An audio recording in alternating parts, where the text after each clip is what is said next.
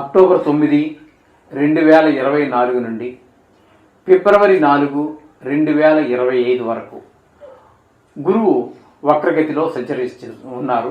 కావున ఈ రాశి వారికి గురువు యొక్క వక్ర సంచారం వల్ల కలిగే ఫలితాలు ఏ విధంగా ఉంటాయి అనేది సశాస్త్రీయంగా తెలుసుకుందాము. అట్లాగే పరిహారాలు కూడా తెలుసుకునే ప్రయత్నం చేద్దాం. మిథున రాశి వారికి గురువు యొక్క వక్ర సంచారం వలన ఏ విధమైనటువంటి ఫలితాలు ఉంటాయి అనేది సశాస్త్రీయమైన పద్ధతిలో తెలుసుకుందాము. ఇక్కడ మిథున రాశి వారికి ఏకాదశ స్థానంలో గురు సంచారం జరుగుతున్నట్టుగా మనం పరిగణలో తీసుకోవాలి. అంటే మేషరాశిలో సంచారం చేస్తున్నట్టుగానే అందరికీ చేసుకుంటున్నాం కాబట్టి ఇక్కడ కూడా మీకు ఆ మేషరాశి ఏమవుతుంది, మిథున రాశికి లాభస్థానం అవుతుంది. ఈ లాభస్థానంలో గురు సంచారం అత్యంత శుభప్రదమైనటువంటి ఫలితాలన్నీ కూడా చక్కటి ఫలితాలన్నీ ఇస్తూ ఉంటుంది.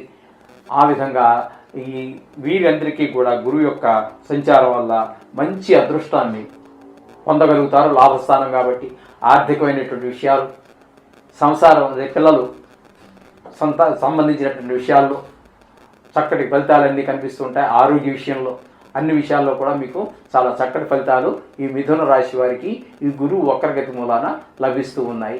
అలాగే ఈ మిథున రాశి మంచి శుభ ఫలితాలు కనబడుతున్నాయి కాబట్టి ఇక్కడ మీకు ఇక్కడి నుంచి కూడా అవే రాశుల వారికి ఇక్కడ శుభ ఫలితాలు ఇస్తున్నాడు కాబట్టి ఇక్కడ శుభ ఫలితాలే మనకి ఈ మిథున రాశి వారికి 5వ స్థానం అయినటువంటి తులలోను, 7వ స్థానం అయినటువంటి ధనురాశిలోను, భాగ్యస్థానం అయినటువంటి కుంభరాశిలోను కూడా వారికి చక్కటి ఫలితాలన్నీ కూడా ఈ గురువు ద్వారా లభిస్తూ ఉన్నాయండి. అంచేత ఇప్పుడు మనం చెప్పుకున్నటువంటి అన్నీ కూడా మంచి అదృష్టం, మంచి నడవడిక, పిల్లల నడవడిక, ఇంట్లో మంచి ఒక చక్కటి వాతావరణం, ఒకరి మాట ఒకరు గౌరవించుకోవటం, ఇట్లాంటి ఫలితాలన్నీ కూడా ఈ ఈ ఈ రాశులను కూడా ప్రభావితం చేస్తుంది. కాబట్టి ఒక్క మిథున రాశే కాకుండా తుల, ధనస్సు, కుంభరాశి వారికి కూడా చక్కటి ఫలితాలన్నీ కూడా మిథున రాశి వారికి గురువు వక్రగతి ద్వారా లభిస్తూ ఉన్నాయి.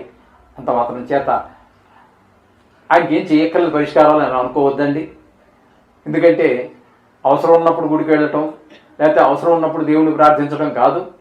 ఇది ఒక నిత్యకృత్యంగా చేసుకోండి ఈ నవగ్రహాలు అనేటటువంటిది. ఎందుకంటే ఈ ఒక్క గ్రహంతో మన జీవితం నడవదండి. 9 గ్రహాలు అనుకూలించాలి. కాబట్టి నిత్యము కూడా నవగ్రహాల యొక్క పారాయణ చేసుకోండి. మీకు ఏది వస్తే అది. ఏది లేదు ఆదిత్యాయ, సోమాయ, మంగళాయ, బుధాయ, గురు, శుక్ర, శని, బీచ, రాహవే, కేతువైన వారాలు 7 పేర్లు ప్లస్ రాహువును కేతువును కలపండి, నమస్కారం పెట్టుకోండి. వీలుంది, అవకాశం ఉంది, నవగ్రహాల దగ్గరికి వెళ్ళండి. 9 సార్లు ప్రదర్శన చేయండి. దేవుడితో మీరు మొరబెట్టుకోండి.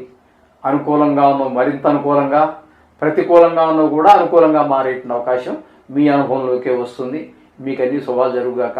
శుభం భూయాత్.